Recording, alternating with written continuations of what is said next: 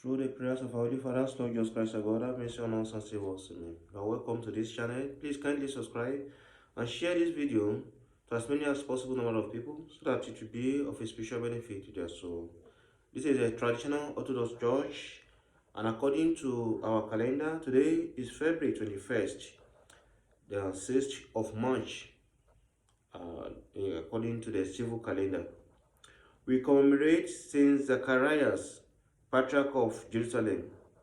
The Persian king Khosrow attacked Jerusalem, ransacking the city in the time of the Greek emperor Heraclius in 614. He took the precious cross off to Persia and enslaved an enormous number of Christians, including Patriarch Zachariah. The Jews supported the Persian king in his wickedness towards the Christians. It is recorded among further malice on the part of the Jews that they brought 90,000 Christian slaves from Chosroes and killed them all.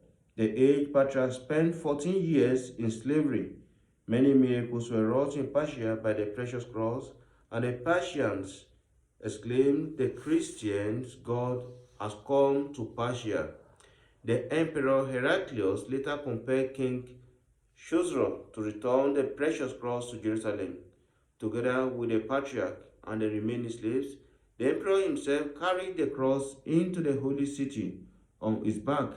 Saint Zacharias spent his remaining days in peace and went to the Lord in year 632. Patriarch Modestus deputized for him on the patriarch throne, and after him came Saint Sophonius.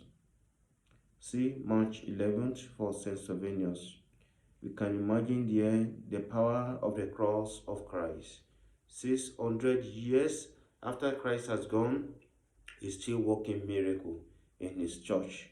The pagan Persians confirm this. It is not something that we say only in the Orthodox church that we say, it is Orthodox, it is Orthodox. It is because their church they lied, but you can see it here. Again, we commemorate our Holy Father Timothy, a hermit in a place called Simbola on Asiatic Olympus. Timothy entered a monastery very young and spent his earthly life in fasting, prayer, vigils, and unceasing toil. Right up to a great age, he remained pure and chaste throughout his life. God gives power over evil spirit to the pure and chaste, and this gift he gave to Timothy through careful watching over his soul. Timothy built within himself a glorious abode for the Holy Spirit. This holy man entered into rest in year 795. Saint Eustathius Eusebius, the Archbishop of Antioch, a great zealot for and protector of Orthodoxy. He was especially prominent at the First Ecumenical Council, where he disproved by erudite reasoning the teaching of the Arians.